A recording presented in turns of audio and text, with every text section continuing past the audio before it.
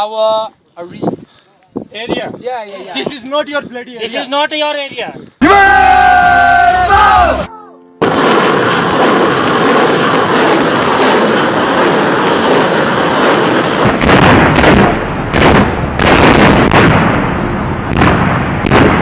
अस्सलाम वालेकुम नाज़रीन, उम्मीद करते हैं आप खैरियत से होंगे। नाज़रीन किराम, आपको बताते हैं कि चाइना को लेकर के आज का दिन काफ़ी ज़्यादा अहमियत का हामिल है और इस हवाले से कई एक बड़ी डेवलपमेंट्स देखने को मिली। आपको बता देते हैं कि चाइना की तरफ से बार बार भारतीय इलाकों के अंदर दाखिल होने की कोशिशों को लेकर के यहाँ मुल्क के अंदर भी बहुत बड़ी सरगर्मियाँ देखने को मिली और इस तरह से नासा के सरबराह की अगर हम बात करते हैं, इस हवाले से आज जो सबसे अहम मीटिंग हुई राजनाथ सिंह के साथ, उसमें फौज के जो अफसरान थे वो भी थे, इंटेलिजेंस अथॉरिटीज भी थी। सब ने मिल करके एक रणनीति बनाने के बाद जो है राजनाथ सिंह अब बात करेंगे वजीर आजम नरेंद्र मोदी से, ताकि आगे चल करके किस तरीके से अब चाइना के साथ पेश आया जाए, इस हवाले से बात की जाएगी। आपको बता देते हैं कि गुज़श्ता शब जब हमने अपना प्रोग्राम इख्तिताम को पहुंचाया था, उसके बाद यहाँ बहुत बड़ी तब्दीलियां देखने को मिली और कल शाम देर गए तक अगर आपने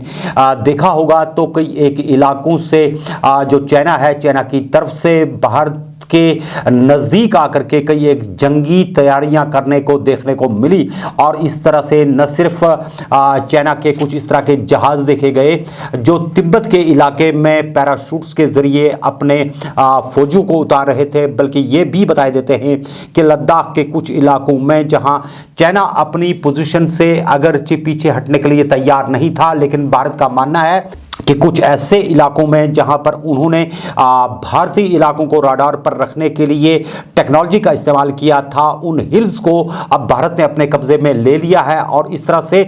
जहां एक तरफ भारत और चाइना के दरमियान कशीदगी बहुत ज़्यादा बढ़ गई है, वहीं दूसरी तरफ ये बात भी मानने वाली है कि चाइना और भारत दोनों मुल्कों की तरफ से जो टैंक्स हैं वो बिल्कुल रेंज एरिया के बीच में ला करके खड़े कर दिए गए हैं और किसी भी वक्त इशारा मिलते ही कोई भी बड़ा कारनामा जो है वो घट सकता है, जिसको लेकर के पूरे मुल्क के अंदर इसको एक तशवीश की लहर फैली हुई है। क्योंकि हर कोई ये जानता है कि आज की तारीख में जंगें जो होती हैं वो सस्ती चीज़ें नहीं हैं। हालांकि भारत ने बिल्कुल वाज़ह कर दिया कि चाइना एक तरफ से बातचीत में न सिर्फ भारत को उलझा रहा है, बल्कि साथ साथ भारतीय इलाकों के अंदर पेशकदमी करने के लिए अपनी कोई भी कसर जो है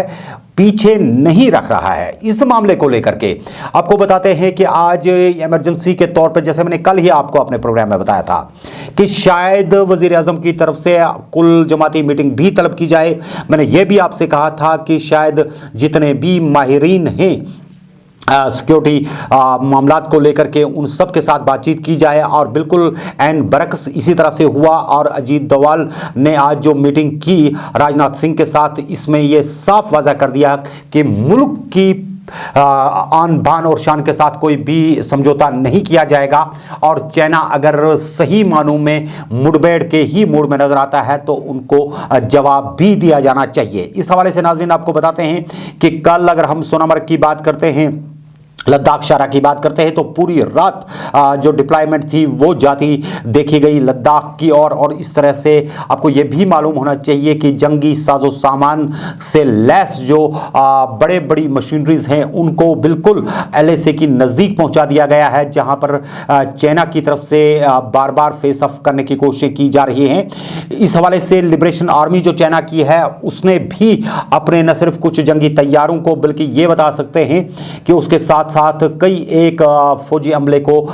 LAC के बहुत ही नज़दीक ला करके खड़ा कर दिया है। तिब्बत में भी कुछ सरगर्मियां देखने को मिलती हैं और यह भी माना जाता है कि कुछ इस तरह के एटमी हथियार भी फिक्स किए गए हैं बहुत सारे इलाकों में, जिससे मुल्क के कुछ बड़े शहरों को टारगेट करने की कोशिश की जाएगी। लेकिन माहिरीन का मानना है, डिफेंस माहिरीन का मानना है कि इस तरह की किसी भी कोशिश को मुकम्मल तरीके पर जवाब दिया जाएगा। और इस हवाले से आज जो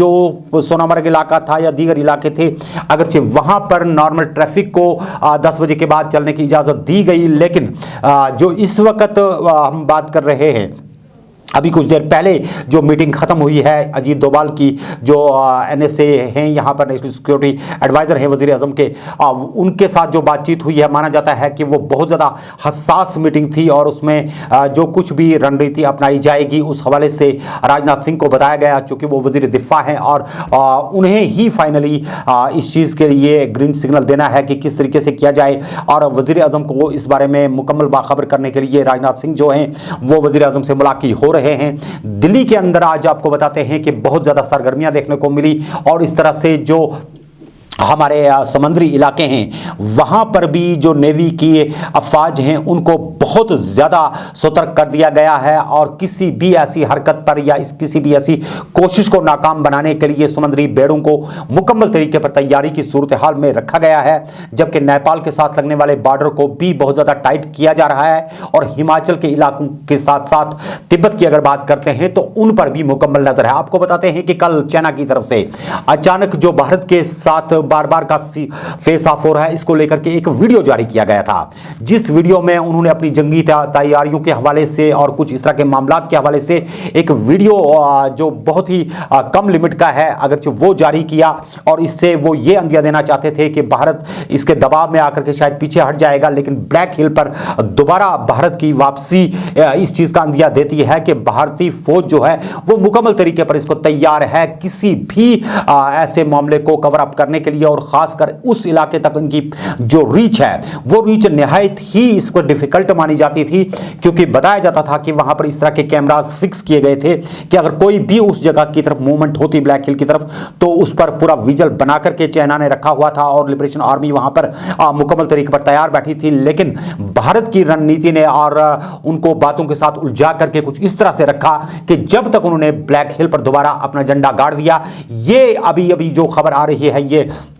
बहुत ही बावसूख जराया से आ रही है और इससे यह अंदाजा लग रहा है कि भारत की तरफ से जो इस वक्त टैंक वहां पर नस्ब किए गए हैं या मिसाइल्स को नस्ब किया गया है, इससे यह बात बिल्कुल वाज़ह हो जाती है कि भारत और चीन के दरमियान के तल्लुकात जो हैं वो किसी भी तरीके से सेहत अफजा नहीं कहे जा सकते। और इस चीज को लेकर के अब सिर्फ इसी चीज का एक इशारा मिलता है कि अगर वजीर आजम के साथ मीटिंग के दौरान यह फैसला लिया जाता है कि चाइना को अब उसी की जबान में जवाब दिया जाए तो शायद किसी एक जगह नहीं बल्कि 2-3 इलाकों में इस तरह की झड़पें देखी जा सकती हैं जिस अंदाज में चाइना ने मुदाखलत करने की कोशिश की है। और इस हवाले से फौज को जो इशारे मिल रहे हैं या फौज की तरफ से जो इशारे इस वक्त दिख रहे हैं उससे यह अंदाजा लगता है कि न सिर्फ बहरी जहाज़ों की जब हम बात करते हैं बल्कि बड़ी अमले की भी जब बात होती है तो वो भी पूरे बेड़े जो है वो मुकम्मल तरीके पर तैयार हैं। और अगर हम एयरफोर्स की बात करते हैं तो एयरफोर्स को मुकम्मल तरीके पर तैयार रखा गया है। और कल रात गए आपने देखा होगा कि बहुत ज़्यादा जो लद्दाख के इलाके हैं वहाँ पर जहाज़ों की मूवमेंट्स देखी गई, जबकि बहुत ज़्यादा जदीद टेक्नोलॉजी से लैस कई एक जहाज़ों को जो चाइना की तरफ से भारत के इलाकों के बिल्कुल नज़दीक आने की कोशिश कर रहे थे और उन्हें परे धकेलने की कोशिश भी की गई। और इस तरह से ये अंदाज़ा हो गया कि चाइना जो है वो किसी भी तरीके से अब शायद इस बात के लिए राज़ी नहीं हो रहा है कि वो अपनी पोजीशंस के अंदर वापस चला जाए। हालांकि आज आपको मालूम होना चाहिए कि चाइना की फॉरेन मिनिस्टर की तरफ से एक ट्वीट भी आया था, एक स्टेटमेंट भी आया था जो बहुत सारी खबरसां एजेंसियों ने भी नशर भी किया और दिखाया भी, जिसमें उन्होंने ये कहा कि चाइना ने बिल्कुल कोई खिलाफवर्जी नहीं की है और वो किसी भी तरीके से भारत के साथ एग्रेशन के मूड में नहीं है। लेकिन उनके बिल्कुल बयान के साथ साथ अगर हम कल के चाइना के वीडियोस को देखते हैं और या फिर 25 मई तक के जो वीडियोस हैं जो आपस में बहुत ज़्यादा एक दूसरे के आमने सामने आ गई थी फौजें, हम आपको कुछ ऐसे इसको क्लिप्स दिखा रहे हैं जिसमें भारत और चीन की जो फौजें हैं वो आपस में बात कर रही हैं और कई जगह पर ये इस वीडियो के अंदर बता रहे हैं कि आप अपने इलाके में पेट्रोलिंग करिए और हमें अपने इलाके में पेट्रोलिंग करने दीजिए। और उसके बाद आपने जो फेस ऑफ देखा होगा उस फेस ऑफ में न सिर्फ भारत को उस वक्त 20 जानों को खोना पड़ा, लेकिन इसके साथ साथ ये भी माना जाता है कि चाइना ने अगरचे कुछ देर के लिए खामोशी इख्तियार कर ली थी, इस सिलसिले में बातचीत के सिलसिले भी जारी थे और डिप्लोमेटिक सतह पर भी बातचीत चल रही थी, मिलिट्री लेवल पर भी बातचीत चल रही थी। लेकिन शायद इस बातचीत का असर जो है वो चाइना ने अपने ऊपर बहुत ज्यादा कम लिया और उसको इस हवाले से आपने देखा कि किस अंदाज से चाइना की तरफ से बार बार न सिर्फ तिब्बत के इलाके में बल्कि लद्दाख के इलाकों में भी ऐसी कोशिशें जारी हैं। हालांकि अगर हम ब्लैक हिल की बात करते हैं तो इसे एक बड़ी कामयाबी गर्दानते हुए जो यहां पर एक्सपर्ट्स बैठे हुए हैं उनका मानना है कि भारत ने एक बड़ी खास रणनीति के तहत न सिर्फ चाइना को उलझा करके रखा बल्कि अपना इलाका भी उनसे वापस ले रहे हैं। लेकिन कुछ इलाके ऐसे हैं जहां पर चाइना के कुछ इस तरह के जहाज या इस तरह के मिसाइल्स वगैरह देखे गए हैं जो निशाना साध सकते हैं किसी भी हसास इलाके की तरफ। इस मामले को लेकर के जो इस वक्त वजीर आजम के साथ मीटिंग चली है नासा के तरफ से, इसको लेकर के ये बता सकते हैं कि राजनाथ सिंह जो है इस वक्त वजीर आजम के सामने अपना नुक्ता नजर रखेंगे, जो उन्होंने अजीत डोभाल के साथ मीटिंग की, और उसके बाद वजीर आजम पूरी तरह से एक नोट दे सकते हैं फौज को कि वो किस प्रकार से आगे बढ़े। यह भी हो सकता है कि खुदा न खास्ता अगर चाइना सीधे तरीके से या डिप्लोमेटिक तरीके से नहीं मान रहा है बातचीत को तो शायद कई एक जगह पर आमना सामना हो सकता है। और यह आमना सामना जो है ये चूंकि दो एटमी मुल्कों के बीच का होगा, हालांकि ये कह सकते हैं कि अब जो जंगें हैं वो खुदा न खास्ता एटमी जंग नहीं हो सकती है, पूरी दुनिया इसमें इन्वॉल्व हो सकती है। मामला बहुत ज्यादा हसास है और देखा जाए तो अगर हम साउथ एशिया की बात करते हैं जहां चाइना अपने आप को एक सुपर पावर की सूरत में देखना चाहता है, वहीं भारत भी किसी भी तरीके से उससे कमतर नहीं है और यह क्षमता रखता है कि किसी भी ताकत के साथ लड़ा जा सके। क्योंकि इस वक्त भारत के अपने कुछ इस तरह कोविड-19 को लेकर के कुछ मामला थे जिसको लेकर के यहां पर सरगर्मियां बहुत कम देखी जा रही थी, जंगों की तरफ लोगों के जहन नहीं थे। हर कोई यह चाहता था कि किसी तरीके से सूरत हाल जो है वो अपने अपने तरीके से इकानमी को बेहतर करने की तरफ लगाई जा सके। लेकिन चाइना की तरफ से जो अचानक इस तरह की सूरत हाल पैदा की गई है, ये दो मुल्कों के लिए ही नहीं बल्कि पूरे बरसगीर और खासकर अगर हम पूरी दुनिया की बात करते हैं, पूरी दुनिया को तीसरी जंग अजीम की तरफ धकेल सकती है। ऐसी सूरत हाल में क्या कुछ रणनीति रहेगी, क्या कुछ वजीर आजम के ऑफिस की तरफ से बयान आएगा और किस तरीके से फौज को इशारे मिलेंगे, यह शायद आने वाले कुछ घंटों के बाद भी पता चल सकता है, कल भी पता चल सकता है। लेकिन हर कोई इस चीज के लिए दुआ गो है कि जंगें नहीं होनी चाहिए, क्योंकि जंगें मामलात का हल नहीं होती हैं। जो भी मामलात हैं वो बातचीत की टेबल पर आकर के हल किए जा सकते हैं। और खासकर अगर एलएसी की बात करते हैं तो एलएसी पर नाज़रीन आपको पता होना चाहिए कि बहुत बड़ा इलाका है, तकरीबन 10,000 मीटर का इलाका एक तरफ से है, 10,000 मीटर का इलाका दूसरी तरफ से है। स्क्वायर किलोमीटर्स की मैं बात करता हूं, जहां पे ये इलाके जो होते हैं ये बिल्कुल नॉन मिलिटराइज्ड इलाके होते हैं, वहां से इनकी गश्त भी नहीं होती, यानी कि आमने सामने आने की कोई बात ही नहीं है। लेकिन चाइना की तरफ से जो बाज़ाब्ता तौर पर पेशकदमी की जा रही है, पहले आपने गलवान वादी के अंदर देखा होगा, फिर पिंगयान की तरफ से जो कल मामला पेश आया 29 और 30 की शब को, इस मामले को लेकर के भारत की को जो बार बार प्रोवोक करने की कोशिश की जा रही है और वहां की वजारत खारजा की तरफ से जो स्टेटमेंट्स आ रहे हैं वो आपस में मेल नहीं खा रहे हैं, जबकि दोनों मुल्क अब मुकम्मल तरीके से जंगी सूरत हाल के लिए पूरी तरह से तैयार हैं और किसी भी इम्कानी हमले की सूरत में मुकम्मल जवाब देने की सूरत रखता है अब मुल्क भी। और ये भी जानते हैं कि इसमें जो बाद में सामने चीजें आती हैं वो चाहे किस प्रकार जाएं, फिर इसके नताइज नहीं देखे जाते हैं। बहरकैफ इतना कहेंगे कि इस वक्त दो मुल्कों के दरमियान जो आमना सामना है वो किसी भी तरीके से पूरी दुनिया के पुरअमन माहौल के लिए सही नहीं हो सकता। आप देख रहे हैं केटीवी उर्दू कश्मीर, शाहिद बुखारी के साथ। नाज़रीन अब रुख करते हैं एक दूसरी खबर का, और खबर यह है कि जहां इस तरफ हम इसको कश्मीर खिते की बात करते हैं, लद्दाख खिते की बात करते हैं, जहां पर टेंशन अपने अब पूरे अरूज पर है और इससे यह अंदाजा लग रहा है कि कहीं पर जंगू जैसा समा भी बन सकता है। लेकिन यहां दूसरी तरफ एडमिनिस्ट्रेशन भी मुकम्मल तरीके पर अपना जो रद्दमल है वो दिखा रही है तरक्याती सरगर्मियों को लेकर के। और इस तरह से लेफ्टिनेंट गवर्नर मनोज सिन्हा की बात करते हैं, उनके कई एक मुशीर हैं जो अलग अलग डिस्ट्रिक्ट्स के अलग अंदर जाकर के अलग अलग इलाकों के अंदर जाकर के तरक्याती सरगर्मियों का जायजा भी ले रहे हैं। आज भी टंगमर्ग बसीर खान पहुंचे, जहां उन्होंने म्यूनिसिपल काउंसिल के ऑफिस में अफसरान की मीटिंग तलब की और अवामी वफूद से भी मुलाकात हुए और वहां पर उन्होंने कई एक मामला पर बात की। जबकि दूसरी ओर आपने खुद देखा होगा कि लेफ्टिनेंट गवर्नर जो हैं वो आज दरगाह हजरत बल की जियारत पर गए और वहां पर अमन अमान के लिए दुआ की। वहां पर जो चल रहे प्रोजेक्ट हैं उनको फौरी तौर पर मुकम्मल करने की हिदायत दी और वहां पर लोगों से बात करते हुए उन्होंने साफ कर दिया कि जम्मू कश्मीर की तरक्की के लिए मरकजी सरकार कोई भी कसर बाकी नहीं छोड़ेगी। उन्होंने अवाम से तरक्याती सरगर्मियों में शमूलियत की अपील करते हुए कहा कि अमन अमान के साथ हम जम्मू कश्मीर को एक नई दिशा की ओर ले सकते हैं। चूंकि कोविड-19 19 के बीच में इस वक्त जो लॉकडाउन का सिलसिला अलग अलग डिस्ट्रिक्ट्स के अंदर चल रहा है और वहां चाइना की सूरत हाल को लेकर के अगर हम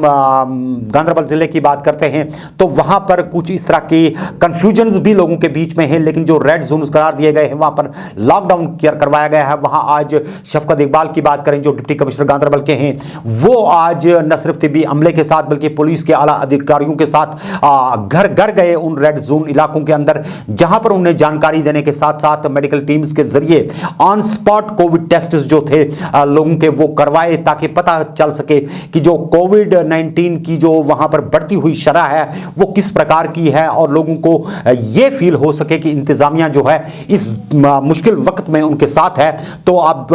जो इसको ये स्क्रीन पे गांधरबल के डीसी शफकत इकबाल और उसके साथ साथ जो बाकी उनके साथी हैं, चाहे एडमिनिस्ट्रेशन से जुड़े हुए पुलिस के अधिकारी हैं, सेहत महकमे के लोग हैं या दीगर लोग हैं, उनके साथ जाकर के जो उन्होंने ये सिलसिला शुरू किया हुआ है इसकी बहुत ज्यादा लोगों ने सराहना की है, ताकि आम आदमी की जो पहुंच होती है वो कोविड-19 के टेस्ट के लिए पहले अस्पतालों के चक्कर काटने हैं और उसके बाद कितने दिनों के बाद टेस्ट आएगा उसके लिए लोगों को रुकना पड़ता है। लेकिन यहां सरकार की तरफ से यह भी कोशिश जारी है कि किसी तरीके से मुर्दा सयाहत के सनद को एक मरतबा फिर नई जोहद बख्शी जाए। इसके लिए बड़े पैमाने पर तैयारियां हो रही हैं। जिस तरह से खुद लेफ्टिनेंट गवर्नर ने पिछले दिनों कहा कि उनकी तरजीह होगी कि किसी तरीके से यहां पर कारोबारी जिंदगी जो है दोबारा शुरू किया जाए और लोगों को थोड़ी राहत दी जाए। हालांकि आज के प्रोग्राम में हमने सोचा था कि हम यहां के भाईचारे को लेकर के, अमन और आश्ती को लेकर के कुछ